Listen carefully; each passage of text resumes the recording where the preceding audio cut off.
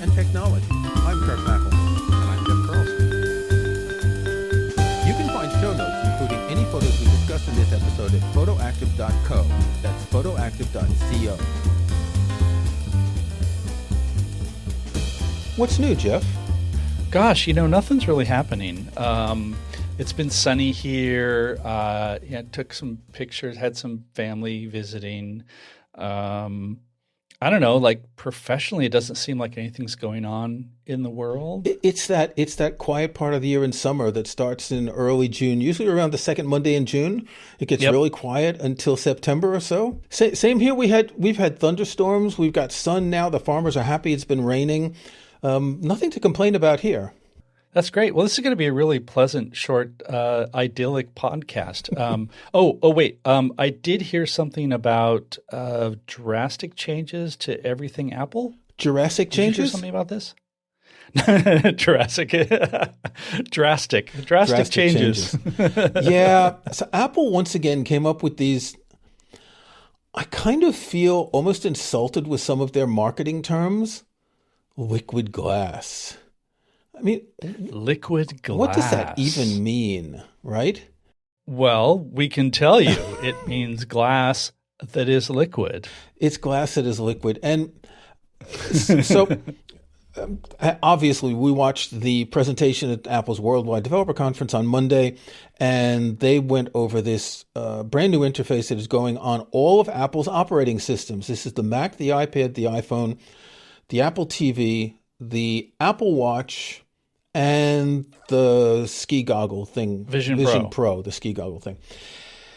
And on the one hand, it's good that they're unifying the interface across devices, although you could argue that the interface on the iPhone and iPad has been unified for years, and the Mac wasn't that far off, but they're making things not exactly the same, but similar enough that you'll recognize from one to the other.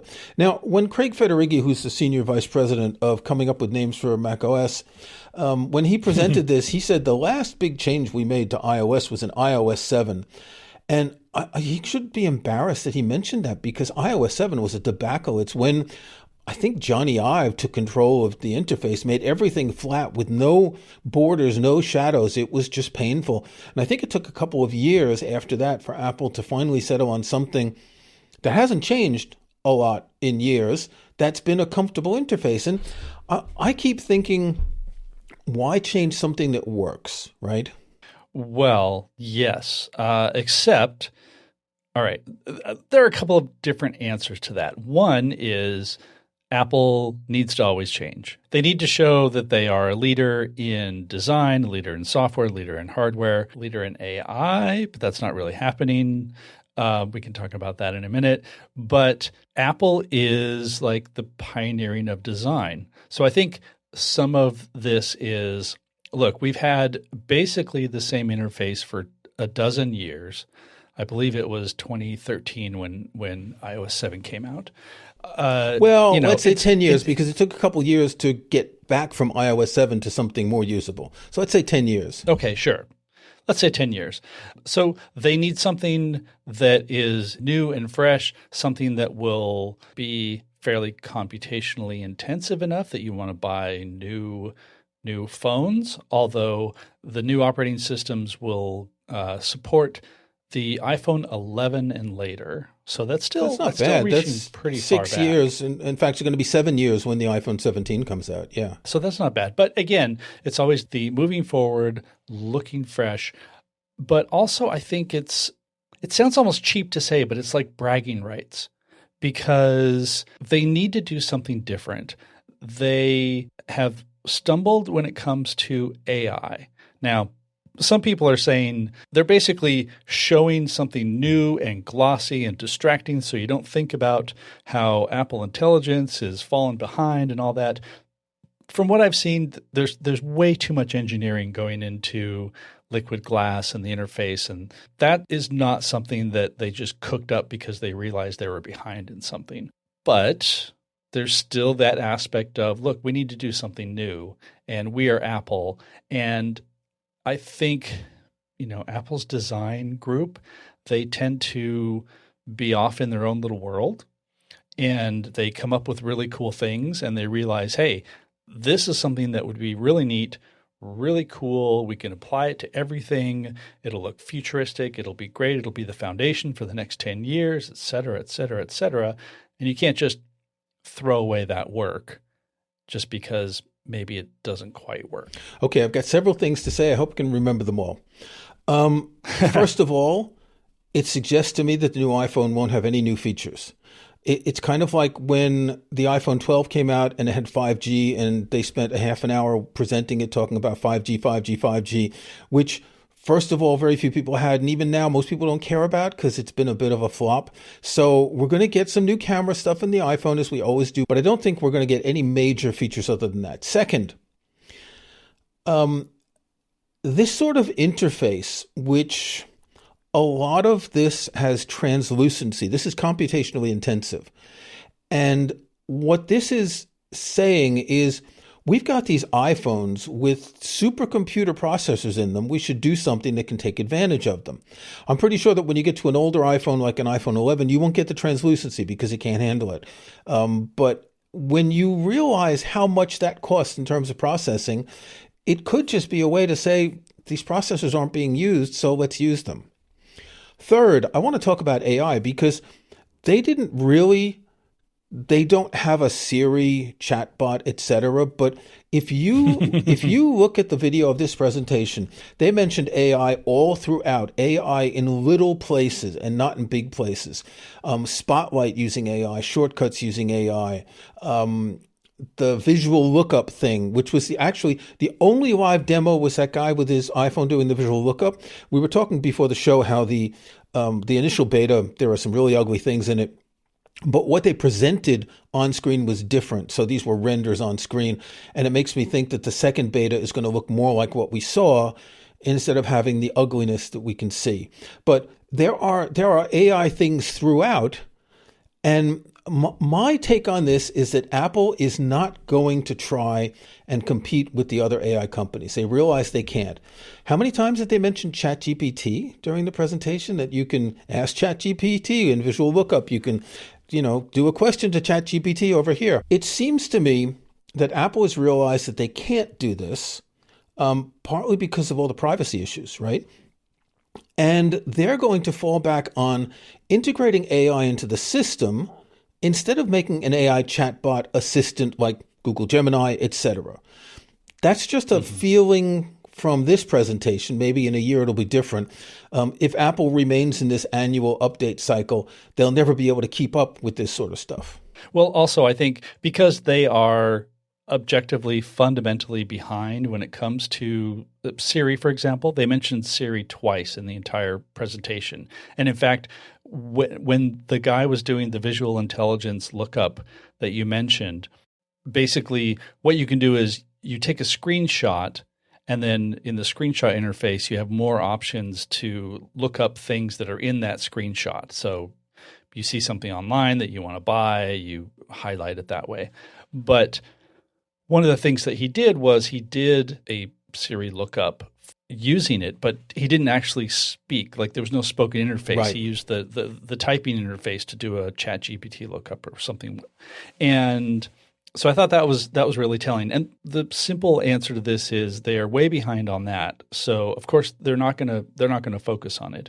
They will talk more about AI when things are ready and stable and can hopefully do things that other companies cannot, because I think they learned their lesson. They overpromised, they couldn't deliver at all, and that was very uncharacteristic of Apple. So they're going to keep things close to the vest again. They're going to say, look, there's Apple Intelligence everywhere. We have little bits here and there. It can do this and that. But direct the conversation away from that. And, sure, let Google and ChatGPT, let them talk all about their LLMs and all of these other features, which, as we know, like a lot of them are still sloppy, still incorrect. And Apple gets to talk about the things that it knows how to do. It can add features to its phones. It can do design. It can do hardware. That'll come down the line. Okay. Did you see the paper that Apple's machine learning research group published last week? No. Okay, so this is entitled "The Illusion of Thinking: Understanding the Strengths and Limitations of Reasoning Models via the Lens of Problem Complexity." So you were talking about LLMs, which are large language models. LRMs, large reasoning models, are the kind of models that are supposed to do deep research and come to, more in-depth conclusions, which technically reason. I just want to read part of the abstract. We identify 3 performance regimes: low complexity tasks where standard models surprisingly outperform LRMs. So this is comparing to LLMs. Medium complexity tasks where additional thinking in LRMs demonstrates advantage. And 3, high complexity tasks where both models experience complete collapse. Complete collapse in AI language is what happens to those SpaceX rockets when they go up and they have the rapid unscheduled disassembly is what it's called. Exactly. Complete collapse means that it fails totally. So I believe they published this on Friday, 3 days before the WWDC presentation, saying that we can, with current technology, never get to where the boosters are saying we're getting. And it's not a coincidence. The timing isn't accidental, right? The timing is intentional. And this could be Apple throwing down the gauntlet, saying subtly to companies, you're spending billions and billions of dollars for something that's not going to work the way you want. And more people are talking about this in the AI industry, that we've hit a peak that can do some things that actually sound almost realistic, right? And can write things that with a bit of editing can not appear like AI slop, but that it can't go much further than that. So could this be Apple's long-term plan, that we're never going to get past that? Why should we be the ones building it? We'll pay ChatGPT. And then we won't have to worry when the whole house of cards fails. We won't have invested too much money in it. I'm sure they're investing a lot in it in in-house research, but we won't have we won't have done anything public like all these other companies. The bubble is going to burst. The thing is, there are globally, I don't know, at least a dozen LLM companies, right? You've got OpenAI, you've got Anthropic, you've got Google, you've got Microsoft working with OpenAI, etc. This is not like the early internet when any startup can just say, we've got a good idea and it's going to take off. This is the big companies with lots of money. It's going to be Google, Microsoft, potentially OpenAI. I can't imagine anyone else succeeding with this in the long term. And even then, maybe it's just going to be a failure. So anyway, but this is not an Apple podcast directly. We should do an Apple podcast, shouldn't we? We wanted to talk about the camera app and the Photos app. Right. So one of the key things, and again, this speaks to how important cameras and photography is to the iPhone. They introduced the interface. They introduced liquid glass. They introduced the new naming. So everything is now named for the year, iOS 26, iPadOS 26, etc. And then the very next thing they talked about was the camera. And what they've done is they have changed the camera app. And you've heard us talk about the iPhone camera app and its frustrations and limitations, and how it tries to be a minimal experience by hiding a lot of the controls. Well, looking at what the new camera app is going to be, what they showed, I feel like they said, well, what if we made it even less? Because it is minimal as minimal gets. What they showed was basically one button that has either photo or video. I think there is the little preview of the picture that you just took, so that's going to be down there. There's going to be a big prominent shutter button, as there should be.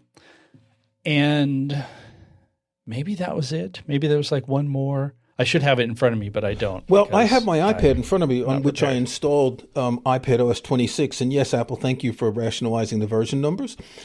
And as you say, You've got the shutter button, the previous photo button. You've got a thing at the bottom that says photo and video.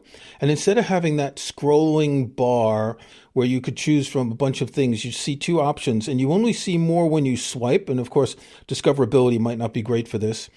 You've got four other buttons above the shutter button. The top one is for the flash. The second is for live photos. The third is for the timer. And the fourth is to switch from the front camera to the back camera. And then you've got the shutter button. On my iPad Pro, on the left, I've got a zoom button because it's got two cameras, so I can do 1x and 2x. On the iPhone, you're going to have more zooms, and it'll probably have a drag to zoom as well in between, which, I can do that. Yes, I do get the little wheel when you drag. That's actually quite nice. But yes, it's incredibly minimal, and thank you. What happened to those photo styles? What did they call them? Photographic styles. They're still there. Where? The photographic styles don't show up on the iPad. That's only on the iPhone 15 and 16, I think. Yeah. On the iPhone interface, you can still access all the features are still there, but they're even more hidden. So, for example, the things you just mentioned, like the timer, switching between filters, exposure compensation, you swipe up from the bottom, and that brings up a little glass panel above the panel? shutter. Sorry, glass panel? Glass panel? I don't know what we're going to call it now. It's not a glass panel. It's a semi-translucent frosted pixel panel. It is a liquid glass panel of controls. It's such a terrible term. Anyway, a little panel, a little doodad will pop up and give you those controls. But otherwise, there's no indication that even exists in the app. Similarly, there's some sort of control that if you tap at the top, and what they showed was in video mode, let's say you want to switch video resolutions and video frame rates. I believe there was like a tiny little indicator at the very top left that said that you were shooting in 4K. You tap that and you get some options there. Oh, and also for the different modes, you want to switch specifically to portrait mode or macro mode or whatever. You swipe left and right, I guess, over the photo video button, like maybe that disappears. So the whole point that I'm trying to get at here is it's great that it's minimal, because the idea of we just want you to experience your photo and not be encumbered by all the different controls that are around. And I respect that.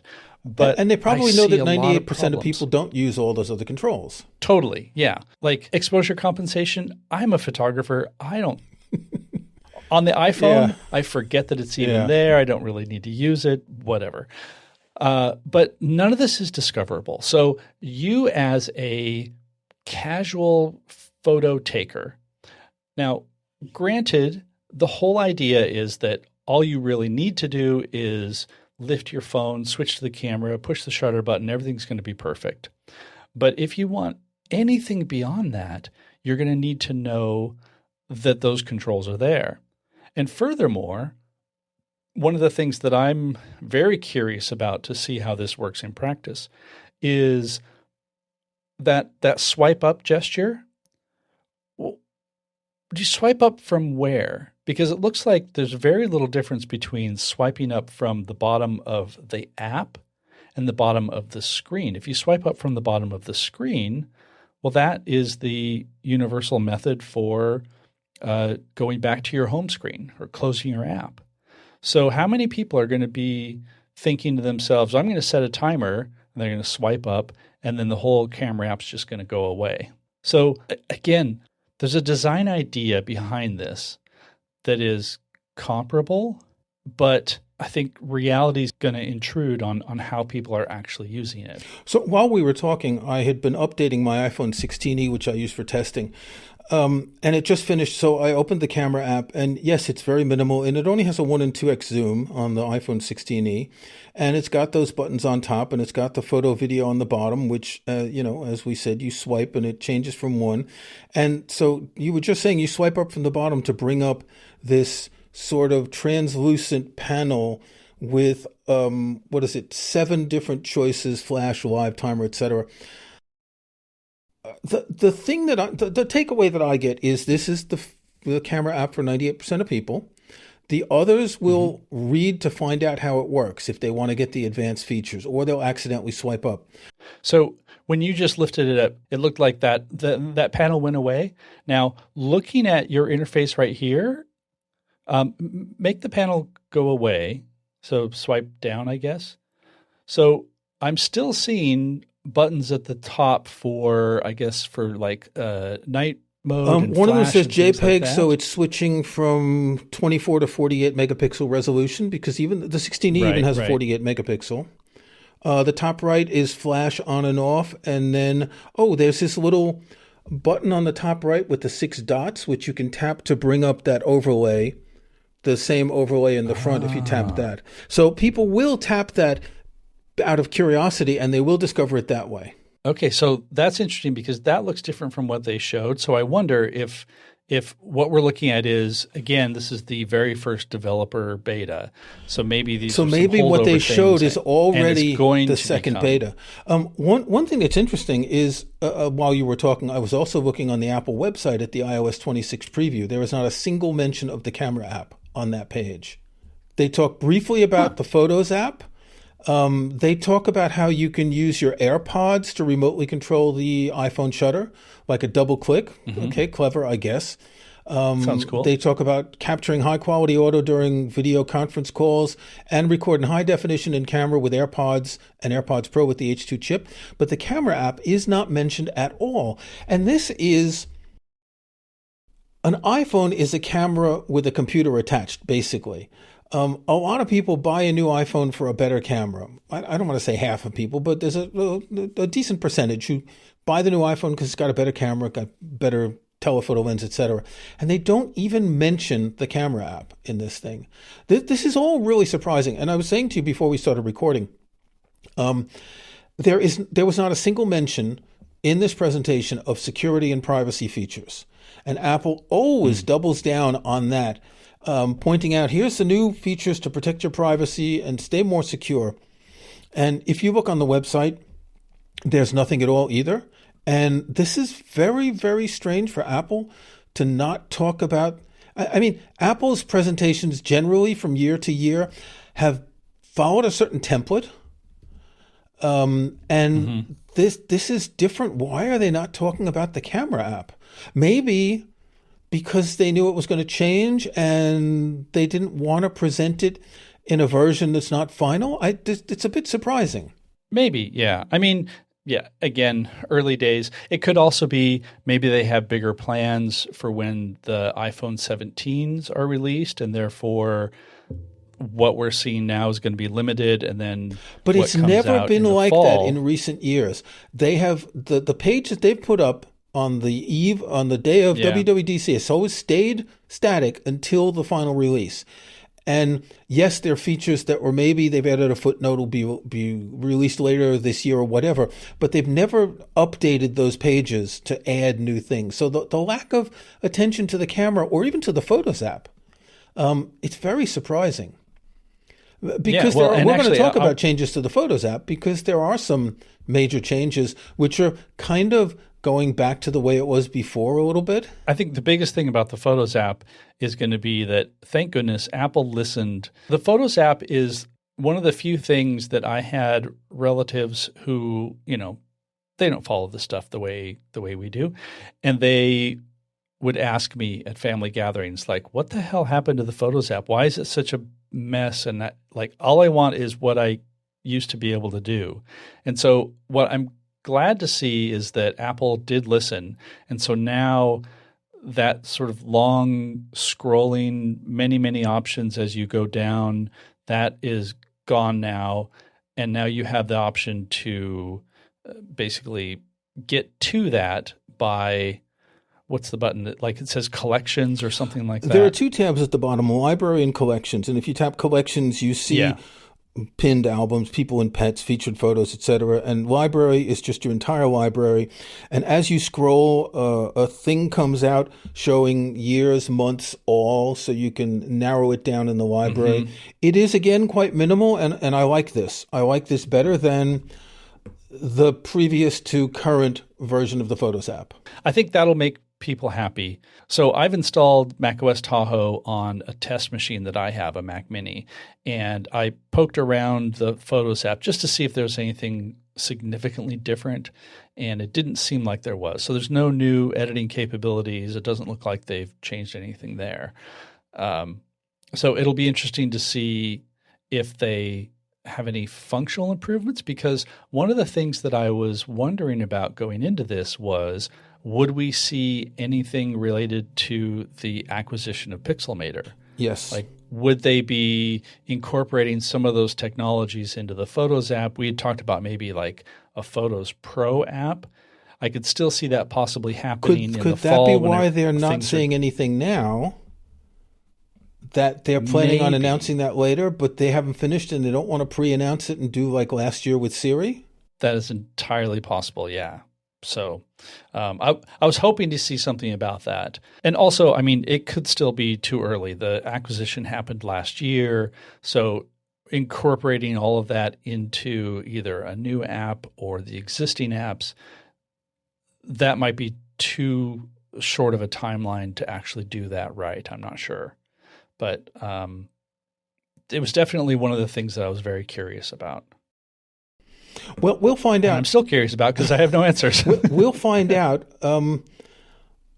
I guess it's going to be whenever the iPhone is announced that we're going to learn a lot of stuff that we haven't learned about the camera, about the Photos app. And it could be that the camera app is undergoing more changes to somehow work with Pixelmator.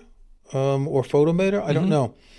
But it's so not Apple to not talk about the camera app and have all these fashion-like photos of people that they've got on the webpage to show how great it is.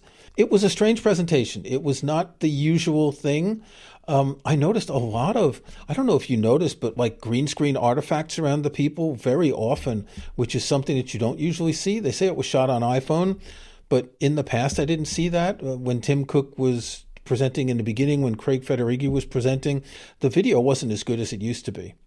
And this, I didn't notice that at all. This comical thing of driving a car around and stuff. It's like, I know I thought that was fun. They're pimping their movie, which is they're hoping to be a huge success both in the theaters and on Apple TV Plus. But I've been reading a lot lately, and I find it hard to feel at one with billionaires playing with their toys anymore. I've been reading about how workers should own the means of production lately. And when I see these Apple things flaunting, rich stuff, it just feels uncomfortable. And I know they kind of try, they want to show them, they pretend they're middle class until they get to play with their toys like that. And you know that it wasn't really a racetrack on top of the Apple headquarters. But it was a real car. You know that, right? But it was a real racing car. Whether it was, actually, It's probably the one they used in the movie because it had the same advertisements on it as the one in the film. Right. The same branding. Oh, I'm sure it probably was. Yeah. I'm surprised they didn't have Brad Pitt there because he's the one in the movie, right? Me too. I would expect him to show up. He is the one in the movie, yeah. So, okay, no snapshots this week. If you haven't noticed, we recorded this on Tuesday, June 10th. We're releasing on Friday, June 13th. Friday the 13th, huh? So before we wrap up, I just wanted to mention we can now be found at YouTube. There's a PhotoActive YouTube channel. We've actually had it since the beginning that we've used for occasional videos. But now, thanks to the magic of YouTubeness and publishing and who knows what, mostly thanks to the magic of Kirk for pointing this out, we now have all of our episodes up on YouTube. So search for PhotoActive Podcast and you'll find it, and new episodes go up there automatically. All right, so our next episode will be released on July 4th, Independence Day. What a great day to release a podcast episode. Sounds perfect. Okay, see you soon, Jeff. See you soon. Thanks for listening to PhotoActive. You can find show notes, including any photos we discuss in this episode, at photoactive.co. That's photoactive.co. We couldn't afford the M. You can join our Facebook group at facebook.com/groups/photoactivecast. That's photoactivecast in one word. You can subscribe to PhotoActive in your favorite podcast app or on Apple Podcasts. See the links on our website. And think about leaving us a rating or review in iTunes or in your podcast.